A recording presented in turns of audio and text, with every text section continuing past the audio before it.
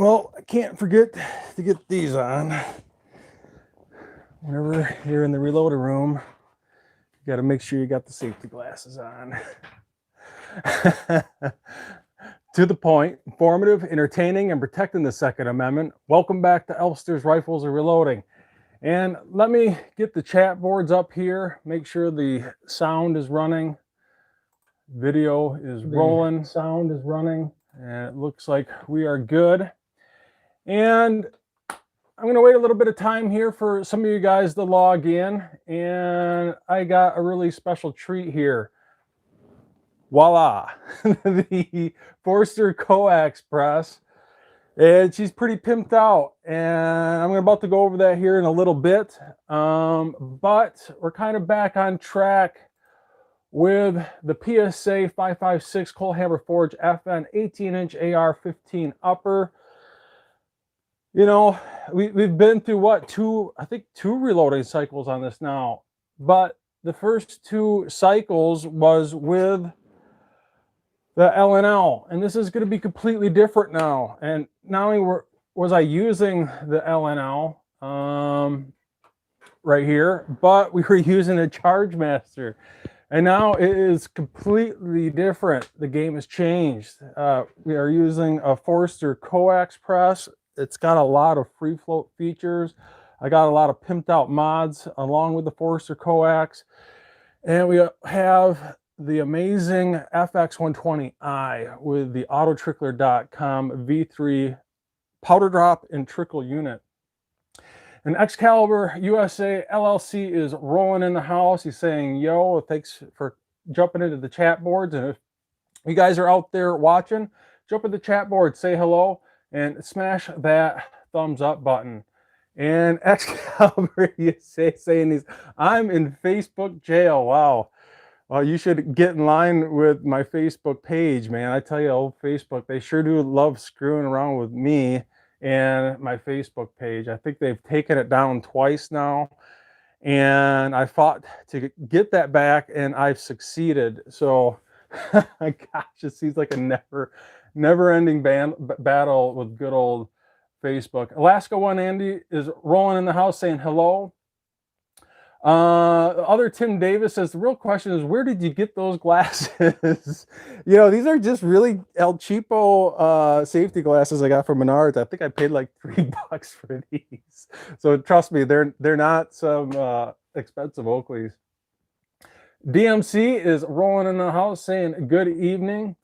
And yeah, if you guys are just joining us, I'm going to size some brass. I'm going to size some 556 brass here that I have dried out in the Cyclone case dryer, and I'm about to pull that out. And this is for the PSA 556 Cold Hammer Forge 18-inch AR-15 upper. And like I said, the game has changed. We are no longer using the Hornady L&L Advanced Progressive Press, and we are no longer using the Charge Master. We are using the Forster Coax and the FX120i. So only time will tell if that will make the difference. And I'd be amazed if it didn't, but you know, sometimes when it comes to reloading, it's all about growing with your procedures. You know, you start out small and you buy what you can afford, and you slowly progress and you slowly upgrade, and you work your way up the ladder in regards to reloading and learning from the reloading community. But if you guys missed this, I noticed that the gas block was leaking on this firearm, and I called PSA. I talked to my good friends over at PSA, good old Josiah, and he sent me the adjustable gas block. And if you happen to miss that, go back and check out that video on that live event, and you could see how bad that gas block was leaking. I mean, it was so bad. It was unbelievable. And so I got that taken off, and I cleaned it up, and I got the new adjustable gas block on. So not only am I rocking the new adjustable gas block from PSA that they sell for $49.95, but they sent me a new gas tube. So I got this all cleaned up, reinstalled with adjustable gas block. And it's really nice. I can access the side of this once I get this tuned, and I plan on loading up a new bullet here. And you can see I'm going to be rocking some Sierra Match Kings in this next round, along with the FX120i and the Forster Coax press. And we're switching it up a little bit with some different bullets here. And these are the 224 diameter for 223 reloading and 69 grain hollow point boat tails. Kind of the gold standard in regards to shooting long range with an AR-15. And being that the 75 grain boat tail hollow points performed pretty darn good in this last round, I think we had one group down in the 0.6 minute of angle. I'm going to load up some more of those. And then in order to get this gas block adjusted, I'm just going to load up some fodder rounds, some really cheap, inexpensive full metal jacket that has a cantilever on it. I call these fodder bullets. There's nothing special about them. But I definitely don't want to waste super expensive bullets just to get this adjusted. So that's, I guess, the method to my madness on this next go around, using the FX120i and the Forster Coax. So like I said, if you guys missed that live event, you could definitely check that out. But yeah, I can't wait to get these new reloads shot down this tube and get this gas block adjusted. And it actually comes with an whoa, I trip on the camera here. It comes with this super long Allen wrench, so you can adjust it. I can stick that down the handguard and get that adjusted. And I'm really looking forward to that. And that's why I'm going to just load up some really inexpensive fodder bullets here with the 55 grain full metal jackets. Now, what I want to do today, and I've already loaded up 100 rounds. Actually, I think I've loaded up 200 now. Think about it, with the Forster Coax. But the headspace bumps are pretty crazy accurate, and still rocking the factory shell plate.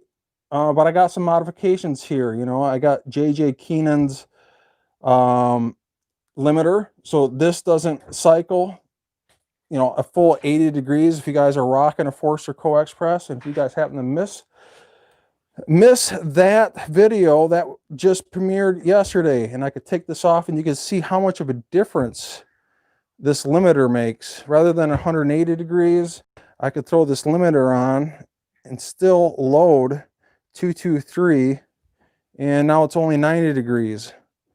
So that's definitely going to save my elbow and my right arm. So anyway, that's what I'm doing. And I figured, heck, while I am going to reload this anyways, I might as well have you guys come along on the adventure with me.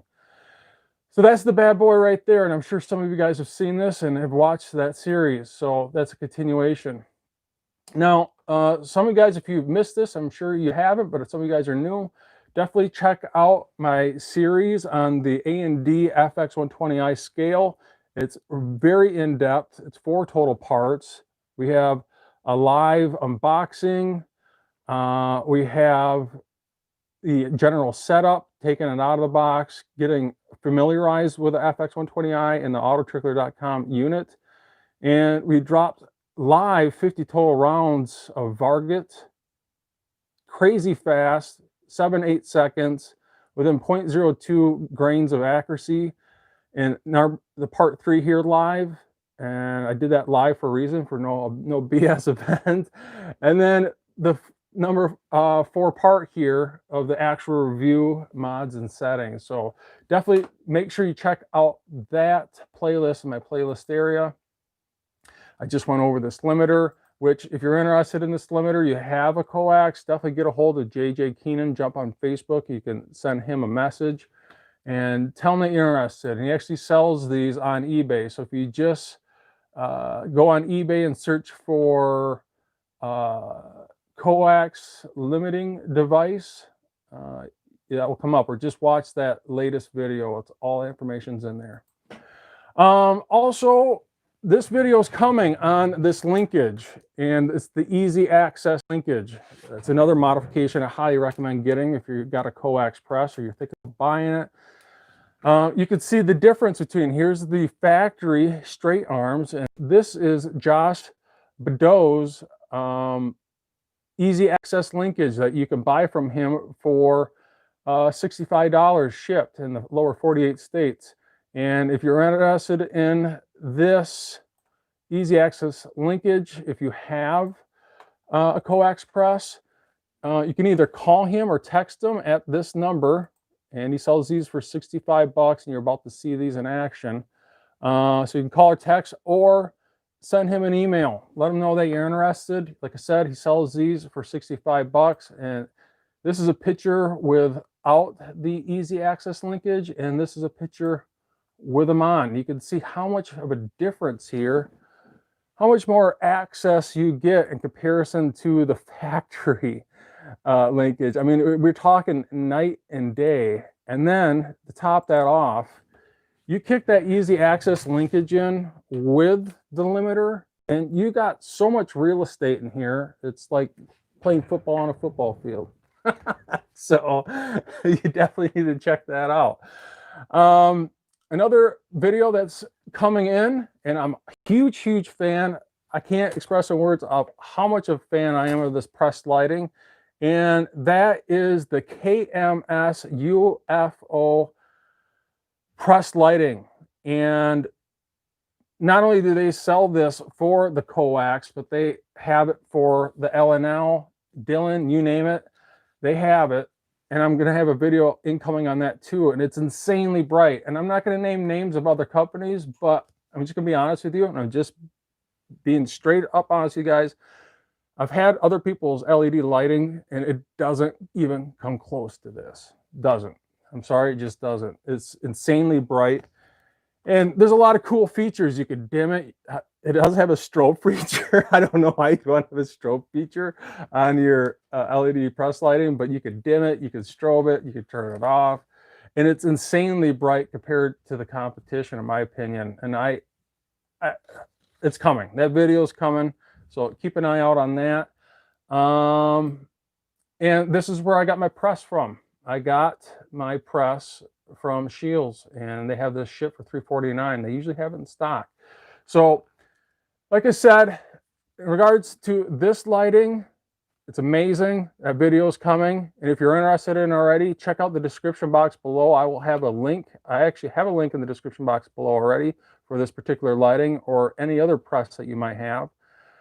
Like I said, if you have a coax press and you want to get this easy access linkage, send my good friend, let me bring this back up here. I got this good old Josh Badeau here, so you can call him at that number or email him. Or if you have a coax press and you want this limiter, send good old JJ Keenan a message, tell him that Elfster sent you, and he will get you squared away, and he sells those for 25 bucks. And these are 65, shipped in lower 48 states. So that's what I'm doing today. And let me read some of your comments here, and then I'm going to pull out the brass that's already dried in my Cyclone case dryer. And if you're also interested in that, check out the description box below. I have a link for that also. But let me just check out some of your comments here. And I am also going to get some water here because I've been blabbering way too long.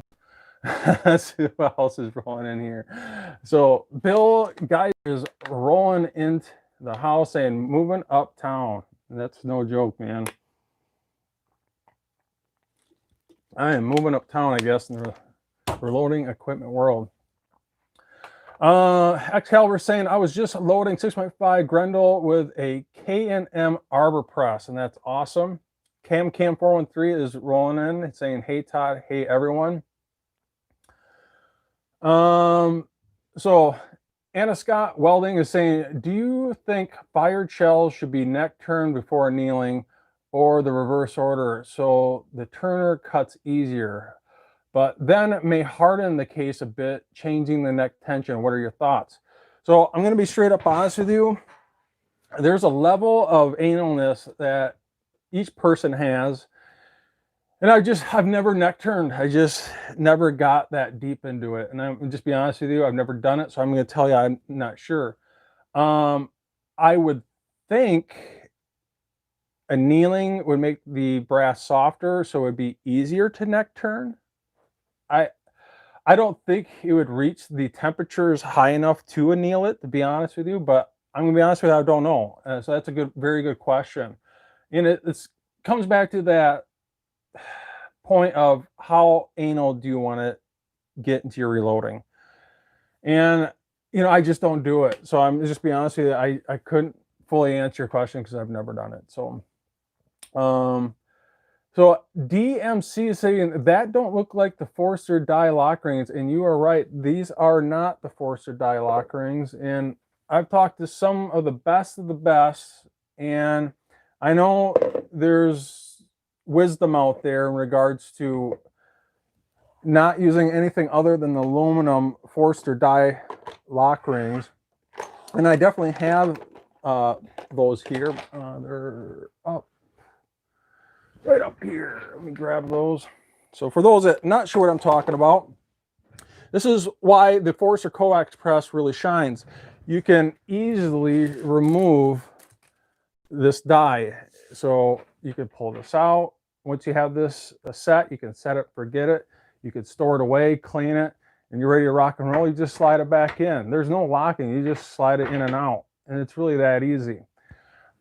The Forster press comes with these aluminum rings. As a matter of fact, Forster actually recommends that you use only the rings because they're made out of aluminum, so they don't wear out the cast iron of your press.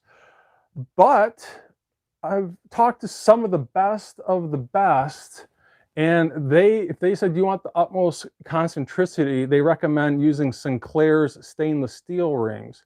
And the reason why is these stainless steel rings are ground down and honed to a super flat surface.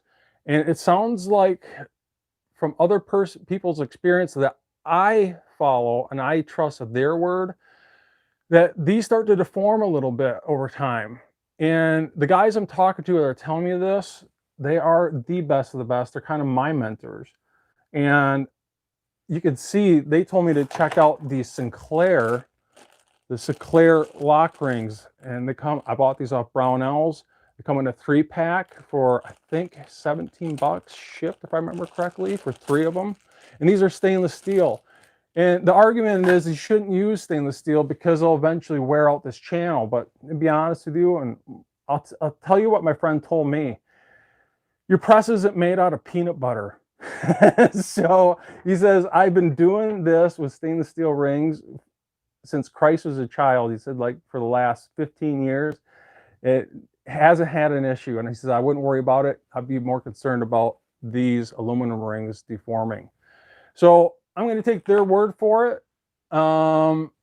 Everyone's got opinion on everything, but that's what I'm doing. And, I still have some Forster aluminum rings, but I'm just going to use these stainless steel ones. I'm going to take the advice of some of the guys that I trust. And that's what all this is about. This is what the reloading community is all about, is learning from each other. So hopefully that answers your question there, DMC. Yeah, Excalibur saying he is using Sinclair rings. That's exactly right. So from what I've been reading, and I've done extensive research on this, it sounds like you should really, Hornady rings I hear work pretty good. But from what I've been told, you should either use the factory Forster rings that are made out of aluminum, or my friends have suggested to use the actual stainless steel that are ground down and honed and very concise in regards to the stainless steel Sinclair ring. So DMC is saying I was thinking Hornady lock rings, and hopefully that answers your question. Michael D is saying, what's up, Todd? I need to get you my mobile number so you can text me a heads up for live events. I just might have to do that because it seems like every time I do one of these, my friend, you are always missing out. And make sure you guys are smashing not only that thumbs up, but you're hitting that notification bell. And when you do hit the notification bell, make sure you're hitting notification all. If you don't hit that notification all, and it seems like even that still doesn't help out much, but it's better than nothing. So Michael D is saying, I use the Sinclair stainless rings too. So that's good to know. So yeah, let's get the ball rolling here. I think I've covered everything of what I'm doing tonight, and I figured I'd have you guys join me in this reloading adventure.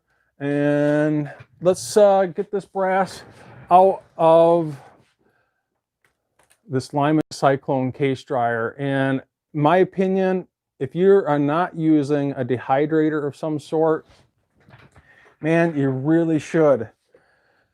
And it's insane how fast this Cyclone case dryer dries brass. I got 100 pieces in here right now. I'm not going to size all of them tonight, but I'll resize some of them. I just want to check out how consistent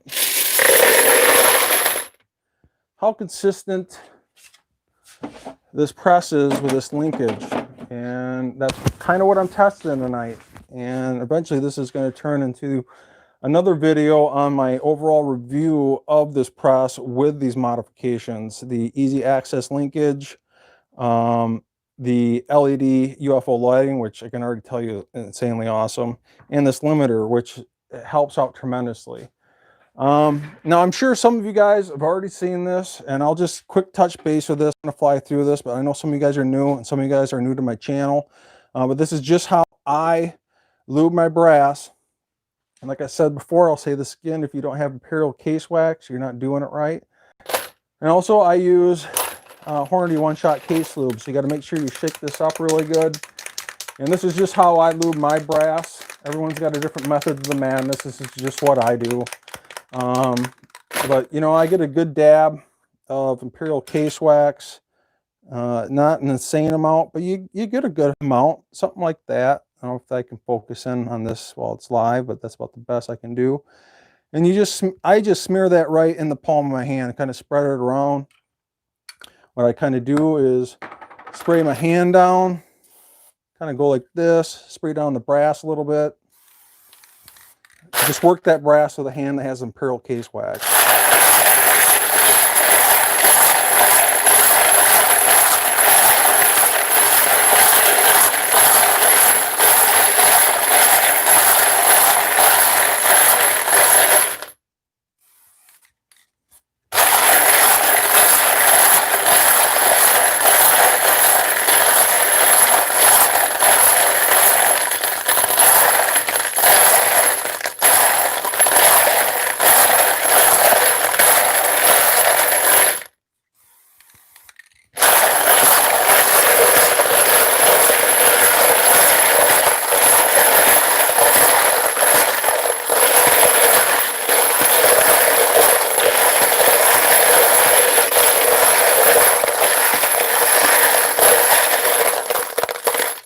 Something like that. And then usually what I do, I don't know if I have any air in my compressor, but I guess we'll find out.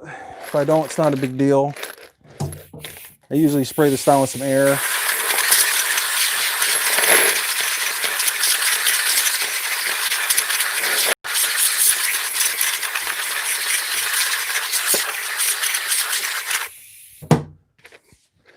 And I'm going to set this off to the side and let it dry for a little bit. I'm going to read some of your comments. If you guys got any comments, especially if you're new to the game, let yourself be known. Jump in the chat box. I'll try my best to answer your questions. And let's size some brass here. So now this is for that PSA 556 18-inch coal hammer forge that fire forms at 1.454 to 1.4545. And I would usually suggest bumping back 0.03 of an inch, but I want to set this die, set it and forget it, for not only this firearm, but I got some other ones too in regards to my Rock River Arms 20-inch varmint bullet barrel, Rock River Arms ATH, a DPMS 3G1, you know, and those usually fire form about 1.456 1.4565. So I'm going to try and get a nice even balance between all my ARs so I don't have to keep on readjusting this die. And I think if I can shoot for this 1.452 to 1.453 between those two numbers, I would say that should be a very consistent headspace bump. So somewhere's around there. If I can shoot for that, I'll be happy. So let me get this out of the way here a little bit. And if some of you guys are not familiar with the Forster Coax press and why the Forster Coax press is so coveted by the precision community, is it has these free float draws, and you can see as I lift up on this, lift down on this press handle, those jaws close in on that brass, so it kind of locks it in place. And it's also free floating. It free floats left to right. So you kind of get that access of the floating world, but also the die is not exactly tight. It's somewhat free floating too. It kind of has some free float nature to it. So this kind of free floats front to back, and the shell plate free floats left to right. And those two working together, that's why guys like this press. They like its zero run out, or damn near zero run out of this press. And that's why I'm excited to use this. And I've already shot some reloads with this, my 20-inch varmint bull barrel, and the accuracy seems pretty darn awesome, like in that video of the lollipop target system. I mean, I was able to plug that 1/4-inch wide arm of that hanger with one shot like it was nothing. So make sure I got enough room here with my tripod. So Doug B saying cake baking at its finest. Yeah, it's cake baking with some brass. So I'm going to grab my bad brass bin. Say that 5 times fast. I usually take my little popcorn bowl of brass, put it between my legs here so I can easily grab that. Got my box here to throw my resized brass. And I've kind of played around with this die already, so hopefully this should be set at that roughly I think these are 4.4525 to 4.53 is what I'm shooting for. If I can stay between those two numbers, I'll be happy in regards to a consistent headspace bump. You know, so roughly 4.52, 4.53, somewhere around there. So if I can stay between 4.52, 4.53, somewhere around there-ish, I should be pretty happy. Michael saying you gotta shake it before you bake it. That's fine. That's awesome. Doug B saying I got a case of Dylan lanolin lube. It started going cloudy before I got it all used up. You know, and I know like a lot of guys use that lanolin. It works out great for them. I just been using this Hornady One Shot and Imperial Wax for the longest time. It seems to work out pretty good. So let's get this going. And I'm sure a lot of you guys have already seen my methods, but I know some of you guys are new. So I will just touch base with that again. So usually on the first piece, and roughly every 10th piece, I might recondition the first piece of brass here. So I'm going to grab one of my pieces of brass. I'm going to quick measure the headspace on this. I'm actually going to measure the headspace on a lot of these initially because I want to see how consistent the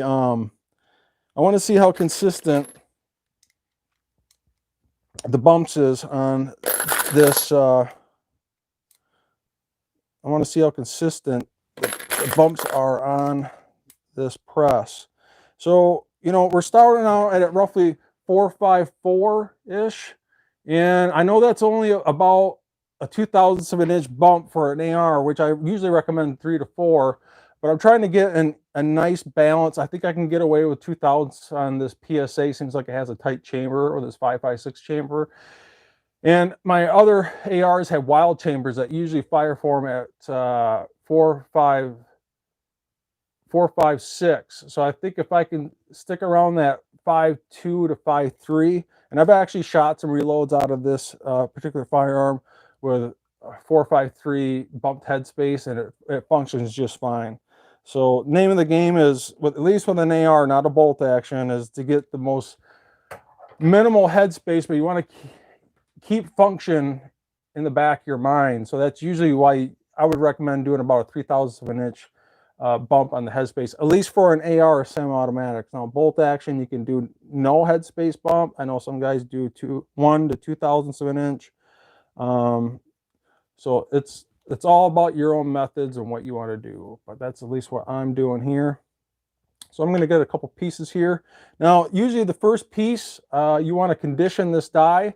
So I'll get the smallest dab of Imperial wax on my finger here, and I'll condition this first piece. Now, I've already lubed this. You guys just watch that. But this first piece, I'll intentionally get some Imperial case wax, and I will put that on the very first piece. I'll get a little bit on a Q-tip, and when I say a little bit, it's not much. We're talking just that much. Really can't even see it on the Q-tip. And I'll just run that in the case mouth opening, and at least on the first piece, and maybe every 10th piece, it just depends on how you're reading the headspace as you're sizing this. So I'm going to run this through, and I'm going to double check this headspace. And right there, 4525. So I'm going to try and stay between that 452 and 453-ish number, somewhere around there. Grab this. So this is 454.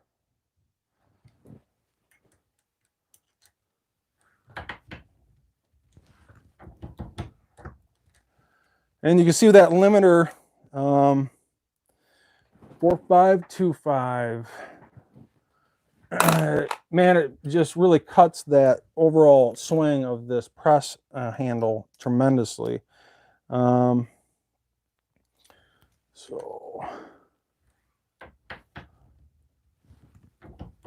and I've noticed, at least with the Coax press, I like to give it a nice tug at the very bottom. So we're at 4525.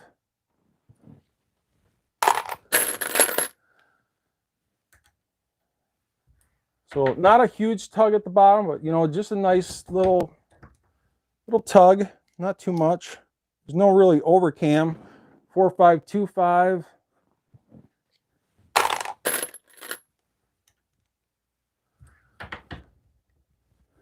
So you got to get a consistent running of your press handle, regardless of the press. 4525.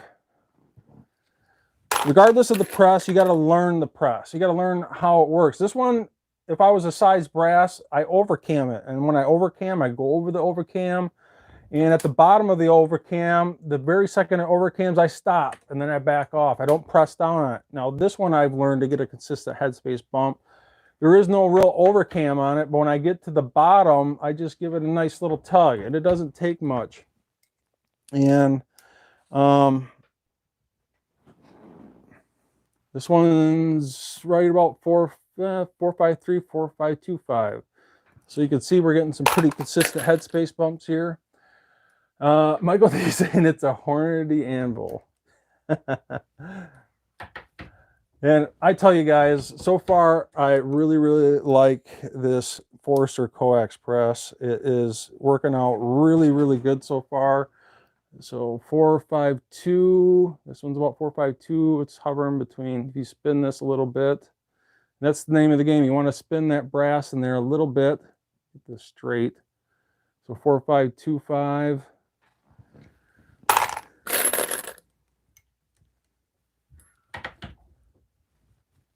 Give a nice little tug at the bottom. That's what Paul Gear says all the time, I'm sure. So 4525. So I'm going to do a few more here while I'm live, because I just love proving points. And this video is coming on all of this stuff. So spin this brass. As you can see, this one's hovering between 4525 and 453, so I'm happy with that. Let's try a couple more. And then when you start to see the headspace kind of being a little stubborn, that's when you might want to condition the brass, another piece. So you can see as I spin this, it's kind of hovering between 453 and 4525. So we got 21 watching. So if you're out there, jump in the chat room, say hello. And if you guys are interested in any of these products, the UFO lighting, the Coax press, check out the description box below. I got links not only for those products, but for damn near every product that I use in my reloading room. So 4525, and man, that is what you call some very consistent headspace bumps. And not only with consistent headspace bumps, but these necks with this free float nature of the shell plate and the die, that neck and that bullet being seated into that neck, that bullet concentricity is going to be spot on. And I plan on actually getting something to measure that here eventually soon. But it just, like I said, it depends on how anal you want to take it down the reloading rabbit hole. So you can see this one as I spin it, it's kind of hovering between 453, 4525. Thor's axe is rolling in the house. He says, if you refinance your house, including the money to get set up in it, dies, presses, and such.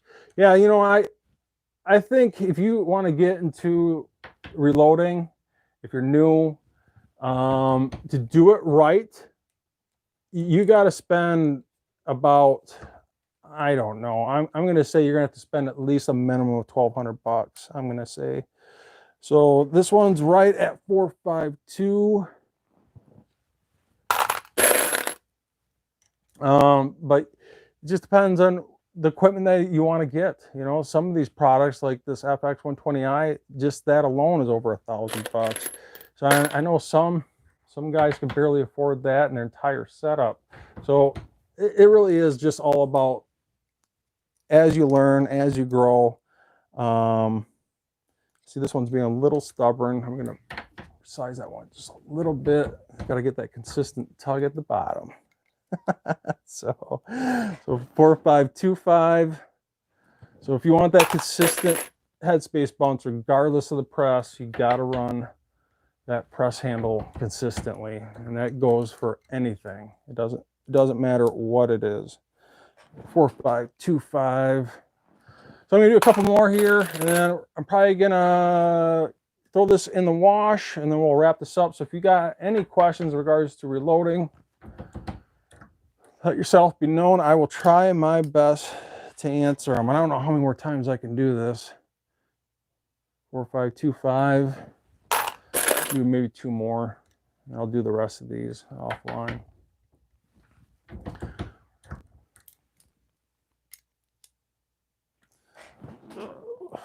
4525. I think literally every single one's been 4525, other than one that was 452. So let's see here.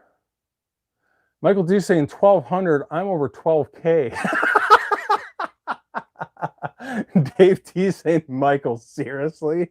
You know, I know some guys, like my good friend James Phillips. I mean, no joke. That guy has a Prometheus. He has not only Prometheus, he has a Sartorius with the powder drop, Charge Masters. You know, just those three items alone are pushing 10K, I bet. And you're not even talking the press, and I don't know what else that guy has. I swear he sleeps with his reloading equipment. But this one looks like it's got a little bit of a nick in the base here. I'm gonna size this one a little bit. So 4525. And I mean, not only that, but the guy makes his own bullets. He spins his own barrels.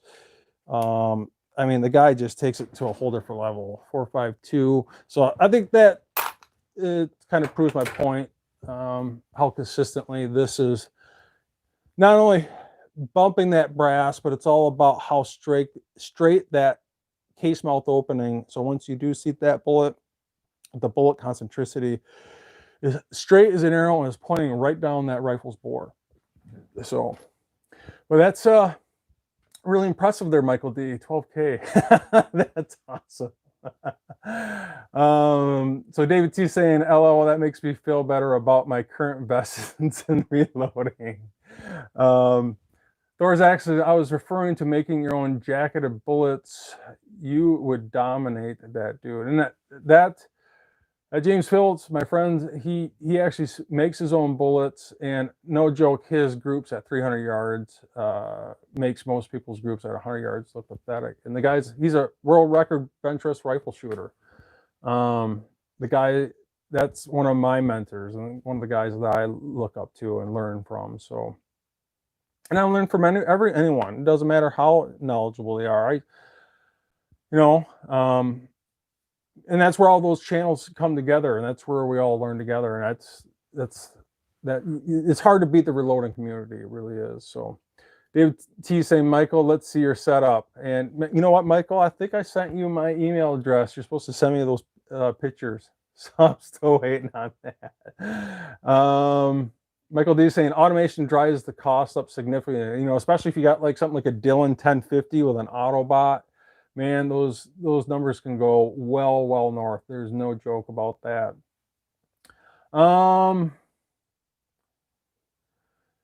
Excalibur USA saying, I don't even want to think about adding up my investments. So, Michael D saying, I did not get your email. Check my spam mail. Yeah, definitely. I sent you that email, my friend. So I did not miss your super chat that last time. So I'm pretty sure I got the email right. And if I didn't, jump on my Facebook account. Send me a message and let me know. But I got that sent out, so I'd love to see your setup. So, but yeah, that's it. So this stuff is coming, so keep an eye out for that.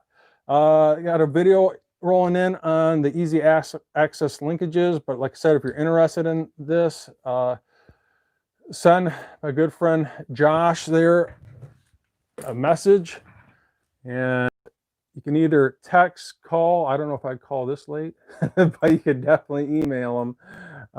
So that's his email there. So it's joshb.cnc@gmail.com. And like I said, if it comes to the limiter, if you're interested in that, send good old JJ Keenan a message on Facebook, or you can actually jump on eBay and search for Coax limiting device, and that should bring it up if you want to buy those. So Josh is selling these for 65. Keenan selling these limiters for 25. Both of them shipped in the lower 48. And like I said, when it comes to this UFO lighting, there is nothing better than that. I've tested the brightness of the two, and there is no comparison. And you can check out the description box below for this KMS UFO CX reloading press light for the Coax. And not only do they have it for the Coax, but they also have it for they actually have a new one coming out, which I'm about to get here soon, for the L&L AP press. That's coming. I'm gonna have a video on that here soon. But yeah, all those videos are coming your way, so stay tuned, my friend. And I still got a lot of brass to size. I'm going to do that off camera here, but you guys at least watched all of those get sized very consistently. So I'm very happy with this press so far. But eventually, off camera, I am going to wash this with the very hottest water I can get out of my tap. So usually I let the hot water run. If you don't have a slop sink in your reloading room, you should. And I usually let this run until I start to see steam coming off. And I've already went through the first round of cleaning to get the resizing process done. This would be the second round of cleaning. And in the second round of cleaning, to make sure that this brass sparkles, I use a good amount of Dawn, and I use a teaspoon of Lemon Shine. And I know some of you guys have been following this, but I no longer use stainless steel media. It's been sitting in here for the last 3 or 4 months, and I'm no longer using it. So let me just check out your comments and make sure I'm not missing anyone's questions. Otherwise, if you got any questions, you better let yourself be known. Otherwise, I'm going to shut down here pretty darn soon.